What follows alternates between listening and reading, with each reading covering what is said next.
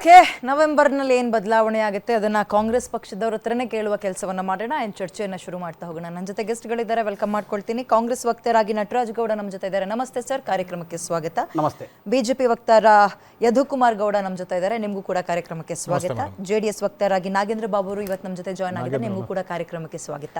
ನಟರಾಜ್ ಗೌಡ್ರೆ, ನಿಮ್ಮ first reaction ಕೇಳಲಿಕ್ಕೆ ಬಹಳ ಕುತೂಹಲದಿಂದ ಕಾಯ್ತಾ ಇದ್ದೀನಿ. ಏನು ಸರ್ ನವೆಂಬರ್ನಲ್ಲಿ? ನವೆಂಬರ್ನಲ್ಲೇನಿಲ್ಲ, ಈಗ ಊಹಾಪೋಹ ಎಲ್ಲ. ಈಗ ಮೊನ್ನೆ ಯತೀಂದ್ರವರು ಹೇಳಿದ್ರು, ಮೊನ್ನೆ ಸಿದ್ದರಾಮಯ್ಯನವರು ಹೇಳಿದ್ದಾರೆ, ಡಿ.ಕೆ. ಶಿವಕುಮಾರ್ ಅವರು ಹೇಳಿದ್ದಾರೆ. ಆ ಥರದ ಬದಲಾವಣೆ ಚರ್ಚೆ ಇಲ್ಲಿ ಇಲ್ಲ.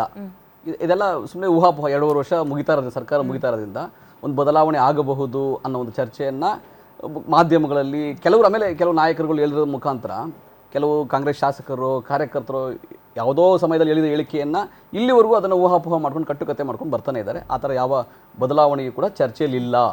ಏನಾದ್ರು ಚರ್ಚೆ ಆಗೋದಿದ್ರು, ಯಾಕಂದರೆ ಎಲ್ಲ ಶಾಸಕರು ಶಾಸಕಾಂಗ ಪಕ್ಷ ಸಭೆಯಲ್ಲಿ ತೀರ್ಮಾನ ಮಾಡಿ ಹೈಕಮಾಂಡ್ ಮುದ್ರೆ ಒತ್ತಿದ್ದಾರೆ. ಸೊ ಹಾಗಾಗಿ ಅದು ಮುಂದುವರಿತಾ ಇದೆ. ಶಾಸಕಾಂಗ ಪಕ್ಷದಲ್ಲಿ ತೀರ್ಮಾನ ಆಗದ ಹೊರತು, ಹೈಕಮಾಂಡ್ ಮುದ್ರೆ ಒತ್ತದ ಹೊರತು ಮಿಕ್ಕಿದ ಯಾರೇ ಏನೇ ಹೇಳಿಕೆ ಕೊಟ್ಟರು ಅದಕ್ಕೆ ಮಾನ್ಯತೆ ಇಲ್ಲ. ಇದು ಸ್ಪಷ್ಟ. ಹಾಗಾಗಿ ಇನ್ನು ಊಹಾಪೋಹದ ಕಥೆ ಆಗುತ್ತೆ. ಇವತ್ತು ಮಾನ್ಯ ಯತೀಂದ್ರ ಅವರು ಕೂಡ ಅದನ್ನೇ ಸ್ಪಷ್ಟಪಡಿಸಿದ್ದಾರೆ, ಯಾವುದೇ ರೀತಿಯಾಗಿ ಬದಲಾವಣೆ ಆಗೋದಿಲ್ಲ ಅಂತ ಹೇಳಿ. ಯಾಕಂದರೆ ಮಾನ್ಯ ಮುಖ್ಯಮಂತ್ರಿಗಳು ದೆಹಲಿನಲ್ಲೇ ಹೇಳಿದ್ರು, ಸ್ಪಷ್ಟವಾಗಿ ಹೇಳಿದ್ರು, 5 ವರ್ಷ ನಾನೇ ಮುಖ್ಯಮಂತ್ರಿ ಆಗಿರ್ತೀನಿ ಅಂತ ಹೇಳಿದ್ರು. ಮಾನ್ಯ ಡಿ.ಕೆ. ಶಿವಕುಮಾರ್ ಅವರು ಅಷ್ಟೇ, ನಾನು ಯಾವುದೋ ಆತರದಲ್ಲಿಲ್ಲ, ನಾವು ತರಾತುರಿನಲ್ಲೇನಿಲ್ಲ, ಈಗ ಮುಖ್ಯಮಂತ್ರಿಯಾಗಿ ಅವರು ಮುಂದುವರಿತಾ ಇದ್ದಾರೆ, ಒಳ್ಳೆಯ ಸರ್ಕಾರ ಕೊಡೋದು ಅಷ್ಟೇ ನಮ್ಮ ಗುರಿ ಅಂತೇಳಿ ಮಾನ್ಯ ಉಪಮುಖ್ಯಮಂತ್ರಿ ಮಾನ್ಯ ಡಿ.ಕೆ. ಶಿವಕುಮಾರ್ ಕೂಡ ಹೇಳಿಕೆಯನ್ನು ಕೊಟ್ಟಿದ್ದಾರೆ. ಸೊ ಹಾಗಾಗಿ ಮಿಕ್ಕಿದೆಲ್ಲ ಗೊಂದಲಗಳು, ಊಹಾಪೋಹಗಳು ಹರಿದಾಡುತ್ತದೆ, ಅದರ ಚರ್ಚೆಗಳು ಬಂದೇ ಬರ್ತವೆ. ಸೊ ಹಾಗಾಗಿ ತಾವು ಕೂಡ ಅದೇ ಪ್ರಶ್ನೆಯನ್ನು ಕೇಳ್ತಾ ಇದ್ದೀರಿ.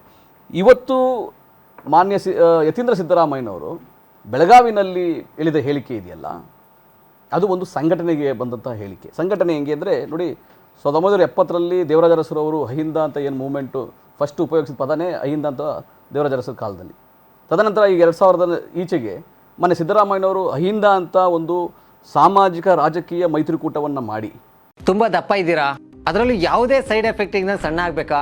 ಎಷ್ಟೋ ಜನ ಹೇಳ್ತಾ ಇದ್ರಿ, ಸರ್ ನಾನು ಜಿಮ್ಗೆ ಹೋಗ್ತಾ ಇದ್ದೀನಿ ಆದ್ರೂ ಸಣ್ಣ ಆಗ್ತಾ ಇಲ್ಲ ಸರ್, ವರ್ಕೌಟ್ ಮಾಡ್ತಾ ಇದ್ದೀನಿ ಆದ್ರೂ ಸಣ್ಣ ಆಗ್ತಾ ಇಲ್ಲ ಅಂತ ಹೇಳ್ತಾ ಇದ್ರಲ್ಲ. 100% ಯಾವ ಜಿಮ್ಗೂ ಹೋಗ್ದಂಗೆ ವರ್ಕೌಟು ಮಾಡ್ದಂಗೆ ನೀವು ಸಣ್ಣ ಆಗ್ಬೋದು.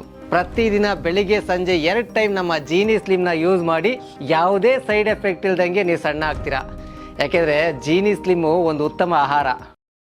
ಸಾಮಾಜಿಕ ನ್ಯಾಯ ಕೊಡಬೇಕು, ಯಾವುದೋ ಒಂದು ತುಂಬ ಯಾವ ಸಮಯದಲ್ಲೂ ಅವಕಾಶ ಸಿಗದಂತಹ ವರ್ಗಗಳಿಗೆ ಒಂದು ಘನತೆಯನ್ನು ಕೊಡಬೇಕು, ರಾಜಕೀಯ ಪ್ರಾತಿನಿಧ್ಯ ಕೊಡಬೇಕು ಅಂತ ಒಂದು ಮಾಡಿದಂತಹ ಒಕ್ಕೂಟ ಅದು. ಅದರಿಂದ ಒಂದು ಸಕ್ಸಸ್ ಆಗಿದೆ. ಯಾಕಂದರೆ ಅವರ ಮಂತ್ರಿಮಂಡಲ ನೀವು 2013-18 ನೋಡಿರ್ಬೋದು, ಎಲ್ಲ ವರ್ಗದವ್ರಿಗೂ ಅವಕಾಶ. ಮುಂದಿನ ಹಿಂದ ಲೀಡರ್ ಜಾರಕಿಹೊಳಿ ಆಗ್ತಾರೆ ಅಂತ ಇಲ್ಲ, ಅವ್ರಲ್ಲಿ ಅದೇ ಸಿದ್ಧಾಂತವನ್ನು ಮಾಡ್ಕೊಂಡು ಬಂದಿರೋದ್ರಿಂದ ಅವರು ಹಂಗೆ ಸಂಘಟನೆ ಮಾಡ್ಕೊಂಡು ಬರ್ತಾ ಇದ್ದಾರೆ. ಕಾಂಗ್ರೆಸ್ ಪಕ್ಷದ ಸಿದ್ಧಾಂತವನ್ನು, ಜಾತ್ಯತೀತ ವಾದವನ್ನು ನಿರ್ವಿಘ್ನವಾಗಿ ಅವರು ಅಳವಡಿಸ್ಕೊಂಡಿದ್ದಾರೆ. One of the top leader. ಆ ವಿಷಯಗಳ ಹಿಂದ ಲೀಡರ್ಶಿಪ್ ತಗೊಳ್ಳಕ್ಕೆ ಜಾರಕಿಹೊಳಿ ಅವ್ರಿಗಿಂತ ಸೀನಿಯರ್ಸ್ ಇನ್ನೂ ತುಂಬಾ ಜನ ಪಕ್ಷಕ್ಕೆ ದುಡಿದಿರೋರು ಇದ್ದಾರೆ. ಇಲ್ಲ, ನಾನು ಕಾಂಗ್ರೆಸ್ ಪಕ್ಷದಲ್ಲಿರೋರೆಲ್ಲ ನಾವೆಲ್ಲ ಜಾತ್ಯತೀತವಾದಿಗಳೇನೆ.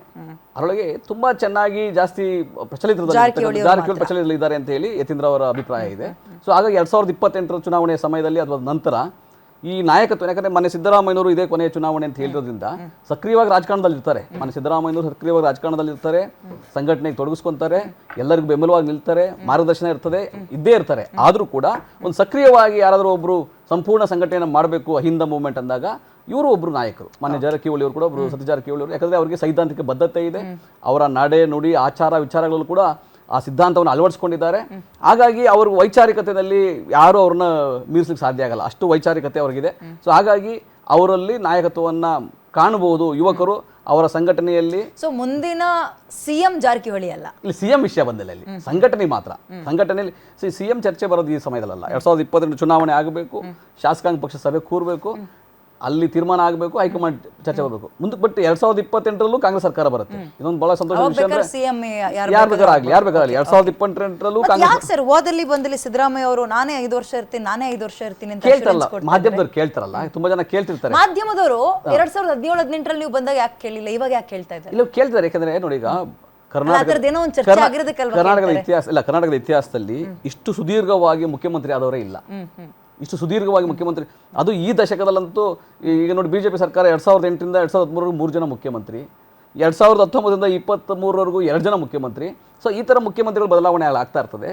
ಆದರೆ ಕಾಂಗ್ರೆಸ್ನಲ್ಲಿ ಮಾತ್ರ 5 ವರ್ಷ ಮುಖ್ಯಮಂತ್ರಿ ಆಗಲಿಕ್ಕೆ ಸಾಧ್ಯ ಆಗಿದೆ ಸಿದ್ದರಾಮಯ್ಯ ಕೈಯಲ್ಲಿ ಮತ್ತೆ ಮುಂದುವರೆದಿದ್ದಾರಲ್ಲ. ಸೊ ಇದು ಜನಗಳಿಗೆ ಕುತೂಹಲ, ಹಂಗಾಗಿ ಕೇಳ್ತಿರ್ತಾರೆ. ಆಮೇಲೆ ಚರ್ಚೆಗಳು ನಡೀತಾವಲ್ಲ, ಊಹಾಪೋಹಗಳು ನಡೀತಾವೆ, ಚರ್ಚೆಗಳು ನಡೀತವೆ. ಹಾಗಾಗಿ ನೀವು ಮಾಧ್ಯಮದವರ ಪ್ರಶ್ನೆಗಳಿಗೆ ಉತ್ತರ ಕೊಟ್ಟು ನಾನೇ 5 ವರ್ಷ ಮುಖ್ಯಮಂತ್ರಿ ಆಗಿರ್ತೇನೆ ಅಂತ ಹೇಳಿ ಸ್ಪಷ್ಟವಾಗಿ ಮತ್ತೆ ಹೇಳಿದ್ದಾರೆ ಅವರು. ಅದರಲ್ಲಿ ಚರ್ಚೆ ಇಲ್ಲ ನಮಗೆ. ನಮ್ಗೆ ಏನಾದ್ರು ಇನ್ನೂ ಒಂದು ಏನು ಸಂಘಟನೆ ಅಂದ್ರೆ 2028 ಚುನಾವಣೆಯಲ್ಲೂ ಕಾಂಗ್ರೆಸ್ಸೇ ಅಧಿಕಾರಕ್ಕೆ ಬರುತ್ತೆ, ಆಗ ಕಾಂಗ್ರೆಸ್ಸೇ ಮುಖ್ಯಮಂತ್ರಿ ಆಗುತ್ತೆ. ಅಲ್ಲ, ಯಾಕಂದ್ರೆ ನೀವು ನೋಡಿರ್ಬೋದು ಇವಾಗ ರಾಜಕಾರಣ ರಾಜ್ಯದಲ್ಲಿ ಹೆಂಗ್ ನಡೀತಾ ಇದೆ ಅಂತ. ಮಾನ್ಯ ಕುಮಾರಸ್ವಾಮಿ ಅವರು ಹಾಲಿ ನಿವೃತ್ತಿಯ ವಸ್ತುದಲ್ಲಿದ್ದಾರೆ, ಕೇಂದ್ರ ಸಚಿವರಿದ್ದಾರೆ, ಕೇಂದ್ರದಲ್ಲಿದ್ದಾರೆ. ಕರ್ನಾಟಕದಲ್ಲಿ JDS ನ ಅಷ್ಟು ಸಂಘಟನೆ ಇಲ್ಲ. ಇನ್ನ ಬಿಜೆಪಿನಲ್ಲಿ ನೀವು ನೋಡಿದ್ದೀರಾ ರಾಜ್ಯಾಧ್ಯಕ್ಷರು ಎಷ್ಟು ನಾಪತ್ತೆಯಾಗಿದ್ದಾರೆ, ಎಷ್ಟು ನಿಷ್ಕ್ರಿಯ ಆಗಿದ್ದಾರೆ, ಈಗ ನೀವೇ ಗಮನಿಸ್ತಾ ಇದ್ದೀರಿ. ಕಾಂಗ್ರೆಸ್ ಅಭಿವೃದ್ಧಿಯಲ್ಲಿ ಝೀರೋ, ಕಾಂಗ್ರೆಸ್ ಅಲ್ಲಿ ಅಭಿವೃದ್ಧಿನಲ್ಲೂ ಸೂಪರ್ ಆಗಿದೆ. ಸಂಘಟನೆ ಆರೋಪಗಳು ಬರ್ತವೆ, ಯಾಕಂದ್ರೆ ವಿರೋಧ ಪಕ್ಷಗಳು ಆರೋಪ ಮಾಡಕ್ಕೆ ಇರೋದು. ನೀವು ಚೆನ್ನಾಗಿ ಮಾಡ್ತಾರೆ, ರೋಡ್ ಸರಿ ಇಲ್ಲ ಅಂತ ಹೇಳಿದ್ದು, ಕಸದ ಸಮಸ್ಯೆ ಇದೆ ಅಂತ ಹೇಳಿದ್ದು ವಿರೋಧ ಪಕ್ಷದವರ ಸಣ್ಣ ಪುಟ್ಟ ಸಮಸ್ಯೆಗಳನ್ನ ನಿವಾರಣೆ ಮಾಡಿದೀವಿ.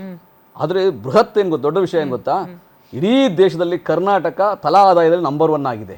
ನಂಬರ್ 1 ಈ ಗ್ಯಾರಂಟಿ ಯೋಜನೆಗಳಿಂದ ಎಲ್ಲಾ ಜನ ಮುಂದುವರೆದಿದೆ. ಬೆಂಗಳೂರು ಅಭಿವೃದ್ಧಿಲಿ ಯಾಕೆ ಹಿಂಗಾಗಿದೆ ಹೇಳಿ? ಇಲ್ಲ, ಅದು ಆಗ್ತದೆ. ಯಾಕಂದ್ರೆ ನೋಡಿ, ಬೆಂಗಳೂರು ಅಭಿವೃದ್ಧಿ ಏನಾಯ್ತು ಅಂದ್ರೆ 2023 ಹಾಕಿದಂತಹ ರಸ್ತೆಗಳು ಇವಾಗ ಗುಂಡಿ ಬಿದ್ದಿದ್ದಾವೆ. ಆಯ್ತಾ, ಅದಕ್ಕೆ 1100 ಕೋಟಿ ರೂಪಾಯಿ ಬಿಡುಗಡೆ ಮಾಡಿ ಅದನ್ನು ಕೂಡ ಕ್ಲೀನ್ ಕೆಲಸ ಮಾಡ್ತಾ ಇದೀವಿ. ಹಂಗಾಗಿ ಅಭಿವೃದ್ಧಿ ವಿಷಯದಲ್ಲಿ ಅಂದ್ರೆ ಕಾಂಗ್ರೆಸ್ ಮುಂದೆ, ಯಾಕಂದ್ರೆ ಬಿಜೆಪಿ ಯಾವತ್ತೂ ಮಾಡಿಲ್ಲ. ಇವಾಗ ನೋಡ್ಲಿ ಅಷ್ಟೇ ಅಭಿವೃದ್ಧಿ ದಿನ. ಯಾಕಂದ್ರೆ ಜನಸಾಮಾನ್ಯರು ಎಷ್ಟು ಖುಷಿಯಿಂದ ಇದ್ದಾರೆ, ಗ್ಯಾರಂಟಿ ಯೋಜನೆಗಳಲ್ಲಿ ಎಷ್ಟು ಖುಷಿಯಿಂದ ಇದ್ದಾರೆ. ಆಮೇಲೆ ಎಲ್ಲಾ ಇಲಾಖೆಗಳಲ್ಲೂ 30 ಇಲಾಖೆಗಳಲ್ಲೂ ಕೂಡ ಇಡೀ ರಾಜ್ಯದಲ್ಲಿ ಚೆನ್ನಾಗಿದ್ದಿದ್ರೆ ತೆಲಂಗಾಣಕ್ಕೆ ಹೋಗ್ತಾನೆ ಇರಲಿಲ್ಲ. ನಮ್ಮ ಹತ್ರನೇ ಹುಡುಕ ಬರ್ತಾ ಇತ್ತು. ಸಿಲಿಕಾನ್ ವ್ಯಾಲಿ ಅಂತೆಲ್ಲ ಕರೆಸ್ಕೊಳ್ಳೋ ನಮ್ಮೂರನ್ನ ಹುಡುಕ ಬರ್ತಾ ಇಡೀ ದೇಶದಲ್ಲಿ ಈಗಲೂ ಕೂಡ ನಂಬರ್ 1 ಇನ್ವೆಸ್ಟ್ಮೆಂಟ್ ಅಂದ್ರೆ ಕರ್ನಾಟಕನೇ ನಂಬರ್ 1. ಇರೋರೇ ಬಿಟ್ಟು ಹೋಗ್ತೀನಿ ಅಂತ ಇದ್ದಾರೆ ನಟರಾಜ್ ಗೌಡ್ರೆ. ಈಗ ಒಂದು ಕೆಲವು ಕಾರಣಗಳು ಸರಿ, ನಿಮ್ಮ ಕೈಲಿ ಆಗ್ಲಿಲ್ಲ, ನಮಗೆ ಅವಕಾಶ ಕೊಡಿ, ನಾನೇ ಒಂದು 4 ಕಡೆ ರೋಡ್ ನ ಉಸ್ತುವಾರಿ ತಗೊಂಡು ಸರಿ ಮಾಡ್ಕೊಡ್ತೀನಿ ಅಂತ ಮಂಜುದಾರ್ ಅವರು ಮಾತಾಡಿದ್ದಾರೆ. ಇಲ್ಲ, ಅದು ಸುಳ್ಳು ಮಾಹಿತಿ, ಅದು ಇಲ್ಲ, ಅದು ನಿಜ ಇಲ್ಲ. ಅದು ಯಾಕಂದ್ರೆ ಚರ್ಚೆ ಆಯ್ತು ಹಂಗಾದ್ರೆ DK ಶಿವಕುಮಾರ್ ಅವ್ರನ್ನೆಲ್ಲ ಭೇಟಿಯಾಗಿ? ಇಲ್ಲ, ಅವರು ಬೆಂಗಳೂರು ಬಗ್ಗೆನೂ ಮಾತಾಡಿದ್ದಾರೆ. ಆಮೇಲೆ ಅವ್ರ ಕುಟುಂಬದಲ್ಲಿ ಯಾವುದೋ ಮದುವೆಗೆ ಇನ್ವಿಟೇಷನ್ ಕೊಡಬೇಕಾಗಿತ್ತು, ಅದನ್ನು ಕೊಟ್ಟಿದ್ದಾರೆ. ದೀಪಾವಳಿ ವಿಶಸ್ಸು ಹೇಳಿದ್ದಾರೆ. ಅದು ಕುಶಲೋಪರಿ. ಸೋಷಿಯಲ್ ಮೀಡಿಯಾದಲ್ಲಿ ಹಾಕ್ತಾ ಇದ್ರಲ್ಲ ಪೋಸ್ಟ್ಗಳು, ಅದು ರಸ್ತೆ ಹಿಂಗಿದೆ, ಕಸ ಹಿಂಗಿದೆ, ಬೆಂಗಳೂರು ಇಷ್ಟೊಂದು ಹಾಳಾಗಿದೆ. ಬೆಂಗಳೂರಿನ ಪ್ರೀತಿಸೋ ಪ್ರತಿಯೊಬ್ಬರು